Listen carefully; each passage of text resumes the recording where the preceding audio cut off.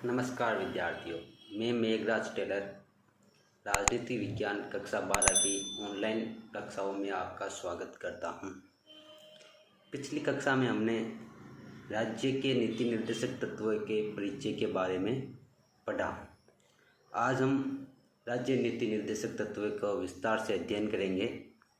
पिछली कक्षा में हमने देखा था कि राज्य के नीति निर्देशक तत्व भाग 4 में, भारतीय संविधान के भाग 4 में अनुच्छेद 36 से लेकर 51 तक उल्लिखित है और इनको हम अध्ययन की दृष्टि से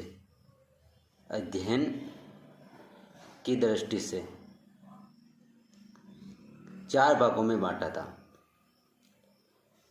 आर्थिक सुरक्षा संबंधी नीति निर्देशक तत्व, सामाजिक सुरक्षा और शिक्षा संबंधी निर्देशक तत्व, पंचायती राज, प्राचीन स्मारक, न्याय संबंधी नीति निर्देशक तत्व, अंतर्राष्ट्रीय शांति और सुरक्षा संबंधी नीति निर्देशक तत्व। आज हम इन चारों ही वर्गों के अंदर उल्लेखित राज्य के नीति निर्देशक तत्वों के बारे में अध्ययन करेंगे कि आर्थिक सुरक्षा संबंधी कौन कौन से नीति निर्देशक तत्व है, सामाजिक सुरक्षा और शिक्षा संबंधी कौन कौन से नीति निर्देशक तत्व है, पंचायती राज और प्राचीन स्मारक, न्याय संबंधी कौन कौन से नीति निर्देशक तत्व है, अंतर्राष्ट्रीय शांति और सुरक्षा संबंधी कौन कौन से नीति निर्देशक तत्व है।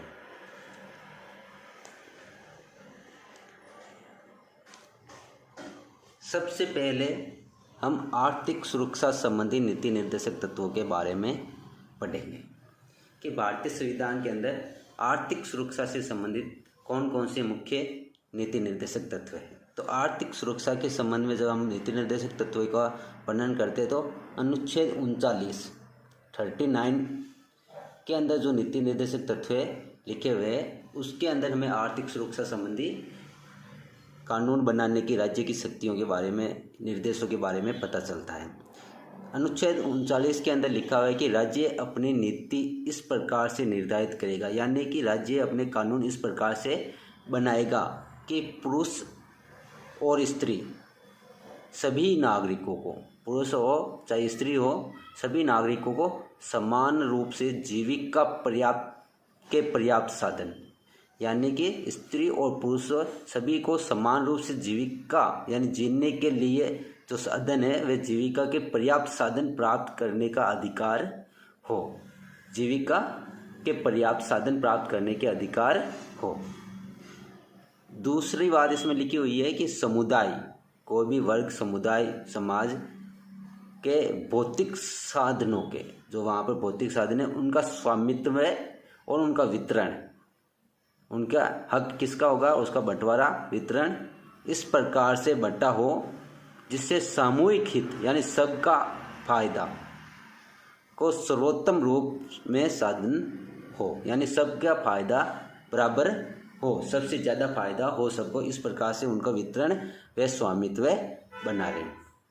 आगे अनुच्छेद 39 में लिखा हुआ है कि संपत्ति और उत्पादन के साधनों को इस प्रकार से केंद्रीकरण न हो, यानी इस प्रकार से किसी के पास ये इकट्ठा नहीं होने चाहिए कि सार्वजनिक हित यानी सबके हित की जो बात है को किसी प्रकार की बाधा हो, यानी सबके हित के लिए जो कार्य है उनको किसी प्रकार की बाधा न पहुँचे, इसलिए संपत्ति और उत्पादन के साधनों का इस प्रकार का केंद्रीकरण नहीं होना चाहिए।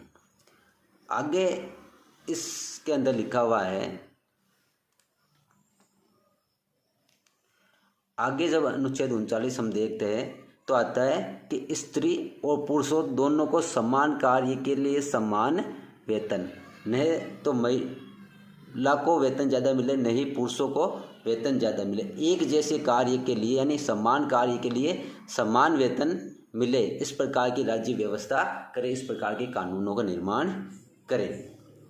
आगे अनुच्छेद 39 में लिखा हुआ है श्रमिक पुरुष और स्त्रियों के स्वास्थ्य तथा शक्ति एवं बालकों के सुकुमार अवस्था का आर्थिक दुरुपयोग न हो, यानी कि जो पुरुष और स्त्रियां श्रमिक है उनके स्वास्थ्य का तथा शक्ति का, तथा जो बालक है उनकी जो सुकुमार अवस्था है, बाल्यावस्था है, उसका आर्थिक दुरुपयोग नहीं होना चाहिए। इस प्रकार के राज्य कानूनों का निर्माण करें।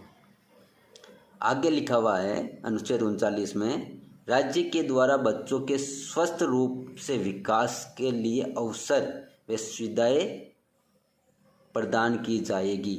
यानी कि राज्य इस प्रकार के नियम कानून बनाए जिससे बच्चों के स्वस्थ रूप से विकास के लिए अवसर व सुविधाएं प्रदान हो सके और उन्हें स्वतंत्रता और सम्मान की स्थिति प्राप्त हो सके तथा बच्चों और युवकों के शोषण से तथा नैतिक एवं आर्थिक परित्याग से रक्षा की जाए। यानी बच्चों को तथा युवकों को किसी प्रकार का शोषण नहीं हो, उनका नैतिक और आर्थिक रूप से किसी प्रकार से परित्याग कोई न करे, इस प्रकार के कानून राज्य बनाए। आर्थिक सुरक्षा संबंधी नीति निर्देशक तत्वों में आगे जब हम देखते हैं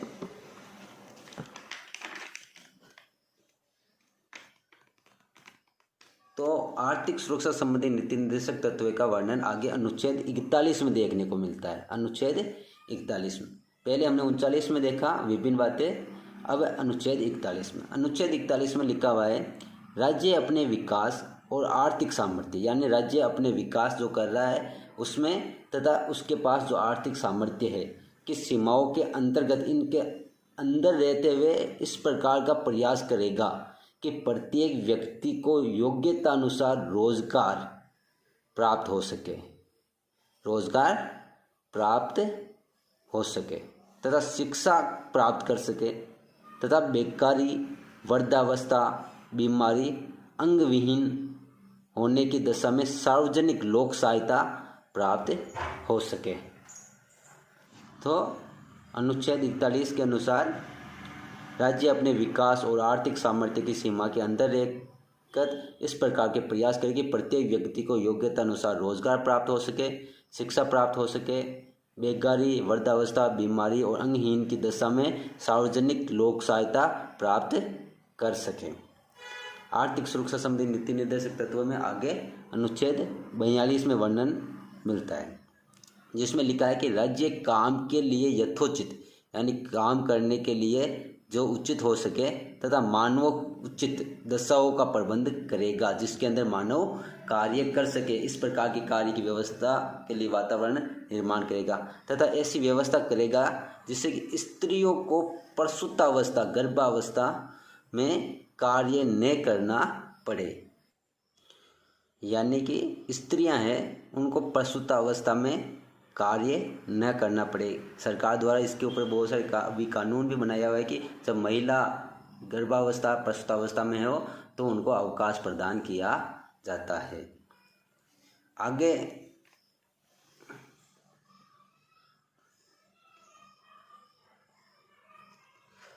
आर्थिक सुरक्षा संबंधी कानूनों की नीति निर्देशक तत्वों की बात करते तो अनुच्छेद 43 में इस संबंध में बात लिखी हुई है कि राज्य कानून बनाकर कानून द्वारा अथवा आर्थिक संगठनों द्वारा, जो आर्थिक संगठन संचालित है उनके द्वारा अथवा अन्य किसी भी प्रकार से कोई भी तरीका हो से ऐसी व्यवस्था करेगा जिससे कि कृषि, उद्योग अथवा अन्य कोई भी क्षेत्र में लगे हुए जो कार्मिक है उन कार्मिकों को अपने जीवन निर्वाह के लिए यथोचित वेतन मिल सके, यानी न्यूनतम वेतन प्राप्त हो, इस प्रकार की व्यवस्था राज्य करेगा।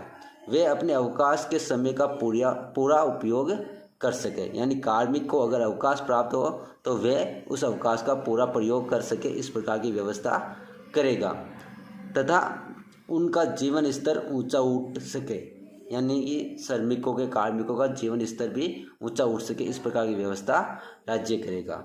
सामाजिक और सांस्कृतिक उन्नति के लिए सुअवसर प्राप्त हो सके। तो अनुच्छेद 43 में लिखा है, राज्य कानूनों द्वारा अथवा आर्थिक संगठनों द्वारा अथवा अन्य किसी प्रकार से ऐसी व्यवस्था करेगा जिससे कृषि, उद्योगों अथवा अन्य क्षेत्रों में लगे हुए सभी श्रमिकों को अपने जीवन निर्वाह के लिए यथोचित वेतन मिल सके, वे अपने अवकाश के समय का पूरा उपयोग कर सके, उनका जीवन स्तर ऊंचा उठ सके तथा सामाजिक और सांस्कृतिक उन्नति के लिए सुअवसर प्राप्त हो सके। आर्थिक सुरक्षा संबंधी नीति निर्देशक तत्वों की बात आगे करते तो अनुच्छेद 48 के अंदर इसके संबंध में ये बात लिखी हुई मिलती है कि राज्य कृषि और पशुपालन, राज्य कृषि और पशुपालन का आधुनिक और वैज्ञानिक ढंग से संचालन करेगा तथा गाय, बछड़ों, दूध देने वाले व भार ढोने वाले पशुओं की नस्ल को सुधारने और उनके वध को रोकने का प्रयत्न करेगा। यानी कि राज्य इस प्रकार के कानून बनाएगा जिससे कृषि और पशुपालन के अंदर आधुनिक और वैज्ञानिक ढंग से संचालन हो सके तथा दूध देने वाले और भार ढोने वाले पशुओं की नस्ल सुधर सके तथा उनका वध रोका जा सके। तो आर्थिक सुरक्षा संबंधी कानून के अंदर हमने देखा अनुच्छेद 39, अनुच्छेद 41, अनुच्छेद 42, अनुच्छेद 43 और अनुच्छेद 48। ये अनुच्छेद किससे संबंधित है? आर्थिक सुरक्षा संबंधी नीति निर्देशक तत्व है। नीति निर्देशक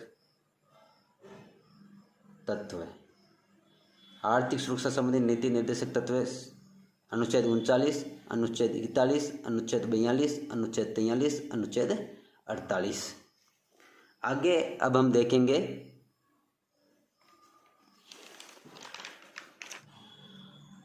सामाजिक सुरक्षा और शिक्षा संबंधी निर्देशक तत्व, यानी सामाजिक सुरक्षा से जुड़े हुए तथा शिक्षा संबंधी निर्देशक तत्व। तो सबसे पहले इसके अंदर आता है अनुच्छेद 44। अनुच्छेद 44 में लिखा कि भारत के समस्त राज्य क्षेत्र में, यानी जितने क्षेत्र में भारत फैला हुआ है, में नागरिकों के लिए, इसके अंदर रहने वाले जो भी नागरिकों के लिए एक समान आचार संहिता बनाने का प्रयत्न करेगा। तो एक समान आचार संहिता बनाने का प्रयास करेगा राज्य, इस प्रकार की बात किसमें लिखी हुई है? अनुच्छेद 44 में। एक समान आचार संहिता, एक समान सिविल संहिता की बात अनुच्छेद 44 में लिखी हुई है। अनुच्छेद 45 जो शिक्षा संबंधी है, में लिखा है राज्य के सभी बालकों के लिए 6 वर्ष की जो आयु पूरी नहीं की है, सभी बालकों में कौन से बालक जिन्होंने अभी तक 6 वर्ष की आयु पूरी नहीं की है, करने तक प्रारंभिक बाल्यावस्था देख रेख और शिक्षा देने के लिए उपबंध करने का प्रयास करेगा। यानी 6 वर्ष की जो आयु अभी तक पूरी नहीं की गई है, उन बालकों के लिए एक प्रारंभिक बाल्यावस्था की देख रेख की व्यवस्था राज्य करवाने का प्रयास करेगा तथा उनके लिए शिक्षा के लिए उपबंध की व्यवस्था करेगा। ये जो अनुच्छेद 45 है, ये 86वें संविधान संशोधन द्वारा संशोधित किया गया है। इससे पहले इसके अंदर ऐसे था कि 14 वर्ष से कम आयु के बालकों के लिए राज्य शिक्षा की व्यवस्था करेगा, जिसको मूल अधिकार के अंदर सम्मिलित कर दिया गया और इसको फिर परिवर्तित करके ये कर दिया गया कि 6 वर्ष की आयु जो पूरी नहीं की है, उनके लिए बाल्यावस्था की देखरेख और शिक्षा संबंधी उपबंध राज्य करेगा। आगे जब हम देखते हैं सामाजिक सुरक्षा और शिक्षा संबंधी नीति निर्देशक तत्वों में, तो हम देखते हैं इसके अंदर अनुच्छेद 46। अनुच्छेद 46 के अंदर लिखा हुआ है राज्य के जनता के पिछड़े वर्ग, जो वर्ग पिछड़े हैं, जिसके अंदर विशेषकर एससी वर्ग और एसटी वर्ग, विशेषकर कौन से? अनुसूचित जाति और अनुसूचित जनजाति के वर्गों के लिए शिक्षा की व्यवस्था राज्य करेगा तथा आर्थिक हितों की उन्नति के लिए, जो आर्थिक क्षेत्रों में पिछड़े हुए हैं, उनके आर्थिक हितों की उन्नति के लिए विशेष प्रयत्न करेगा। यानी जो आर्थिक दृष्टि से पिछड़े हैं, आर्थिक दृष्टि से पिछड़े, आर्थिक दृष्टि से पिछड़े, उनकी उन्नति के लिए विशेष प्रयत्न करेगा। जो अभी स्वर्ण वर्गों के लिए 10% आरक्षण की व्यवस्था की गई है, वह इसी के आधार पर की गई कि आर्थिक हितों में वे पिछड़े हुए हैं। आर्थिक हितों की में पिछड़े होने के कारण उनकी उन्नति के लिए विशेष प्रयत्न यानी आरक्षण की व्यवस्था की गई है तथा साथ ही इनके लिए सामाजिक अन्याय तथा सभी प्रकार के शोषण से उनकी रक्षा करेगा। शोषण चाहे शारीरिक हो, मानसिक हो, इस प्रकार के शोषण से उनकी रक्षा राज्य करेगा। इस प्रकार के कानून नियम बनाएगा। आगे अनुच्छेद 47 के अंदर सामाजिक सुरक्षा संबंधी बात कई लिखी हुई है। इसके अंदर लिखा हुआ है कि राज्य का यह प्रमुख कर्तव्य होगा कि वे लोगों के जीवन स्तर को ऊंचा उठाने के लिए, यानी जो नागरिक है उनके जीवन स्तर को ऊंचा उठाने के लिए, ऊपर उठाने के लिए, तथा सार्वजनिक स्वास्थ्य, सभी के स्वास्थ्य को विकास के लिए प्रयत्न करेगा। राज्य की औषधि में प्रयोग किए जाने के अतिरिक्त, यानी वह मादक द्रव्य तथा पदार्थ जो राज्य की औषधि में प्रयोग किए जाने के अलावा सेवन पर प्रतिबंध लगाएगा। यानी कि उन जो मादक द्रव्य और पदार्थ है उनको राज्य औषधियों में प्रयोग के लिए ही वैलिड होंगे, बाकी सेवन करने के लिए उन पर प्रतिबंध लगाएगा जो स्वास्थ्य के लिए हानिकारक है। आगे अनुच्छेद 48 के ये 42वें संविधान संशोधन द्वारा जोड़ा गया था। क्योंकि के आ गया इसका मतलब है कि ये बाद में जोड़ा गया है। इसके अंदर लिखा हुआ है कि राज्य पर्यावरण की रक्षा और उसमें सुधार करने तथा देश के वन्य जीव और वनों की सुरक्षा के लिए प्रयत्न करेगा। इस प्रकार के वे कानून बनाएगा पर्यावरण संरक्षण के लिए तथा वन्य जीवों और वनों की सुरक्षा के लिए कानूनों का निर्माण करेगा। आगे जब नीति निर्देशक तत्वों के वर्गीकरण किया तो हमने तीसरे वर्गीकरण के अंदर हमने देखा पंचायती राज, प्राचीन स्मारक तथा न्याय संबंधी निर्देशक तत्व। इसके अंदर सबसे पहले आता है अनुच्छेद 40। वह बहुत ही इम्पोर्टेंट, महत्वपूर्ण है ये, क्योंकि इसके अंदर राज्य ग्राम पंचायतों के गठन के लिए प्रयत्न करेगा, ये बात लिखी हुई है। राज्य की ग्राम पंचायतों के गठन के लिए प्रयत्न करेगा, ये बात किस अनुच्छेद में है? अनुच्छेद 40 में। तथा उनको ऐसी शक्तियां तथा अधिकार प्रदान करेगा, ग्राम पंचायतों को ऐसी शक्तियां और अधिकार प्रदान करेगा जिससे कि वे स्वायत्त शासन, स्वतंत्र शासन की इकाई के रूप में कार्य कर सकें। आगे अनुच्छेद 49, इसके अंदर यह लिखा हुआ है कि राज्य प्रत्येक स्मारक तथा स्थान, कलात्मक अथवा ऐतिहासिक रुचि की वस्तुएं जो संसद ने राष्ट्रीय महत्व की घोषित कर दी है, यानी ऐसी स्मारक, स्थान, कलात्मक, ऐतिहासिक रुचि की वस्तुएं जिन्हें संसद ने राष्ट्रीय महत्व की घोषित कर दिया है कि रक्षा के लिए कानून बनाएगा, प्रयत्न करेगा तथा उन्हें नष्ट होने और कुरूप बनने से सुरक्षा प्रदान करेगा। अगला अनुच्छेद है अनुच्छेद 50। अनुच्छेद 50 के अंदर लिखा हुआ है कि राज्य न्यायपालिका को कार्यपालिका से अलग करने का प्रयत्न करेगा ताकि न्यायपालिका स्वतंत्र रूप से कार्य कर सके। न्यायपालिका स्वतंत्र रूप से कार्य कर सके, इसलिए कार्यपालिका से न्यायपालिका को अलग करने का प्रयत्न राज्य करेगा। अगला नीति निर्देशक वर्गीकरण के अंदर हमने चौथा जो वर्गीकरण किया यह था अंतर्राष्ट्रीय शांति और सुरक्षा संबंधी नीति निर्देशक तत्व। इसके अंदर एक ही अनुच्छेद है, अनुच्छेद 51, जिसके अंदर अंतर्राष्ट्रीय शांति और सुरक्षा संबंधी बात की गई है। यह अनुच्छेद भारत की विदेश नीति से भी संबंधित है। इसके अंदर लिखा हुआ है कि राज्य अंतर्राष्ट्रीय शांति और सुरक्षा की अभिवृद्धि के लिए प्रयत्न करेगा, प्रयास करेगा। राज्य विश्व के विभिन्न राष्ट्रों के मध्य न्यायपूर्ण व सम्मानपूर्ण संबंध बनाने का प्रयत्न करेगा। राज्य राष्ट्रों के आपसी व्यवहारों में, अंतर्राष्ट्रीय कानूनों में और संधियों में के प्रति आदर की भावना बढ़ाने का प्रयत्न करेगा तथा राज्य अंतर्राष्ट्रीय विवादों को मध्यस्थता द्वारा सुलझाने के लिए प्रोत्साहन देगा। तो ये थे राज्य के नीति निर्देशक तत्व। इन सभी राज्य के नीति निर्देशक तत्वों का वर्णन करने के बाद, इनका अध्ययन करने के बाद हमें पता चलता है कि इस नीति निर्देशक तत्वों के लागू करने पर राज्य लोक कल्याणकारी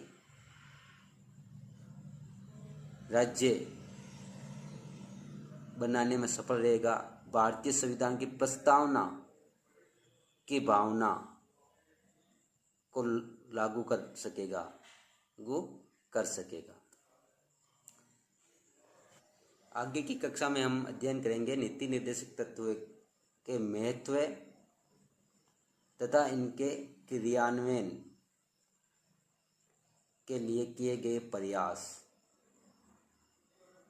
के बारे में। नमस्कार।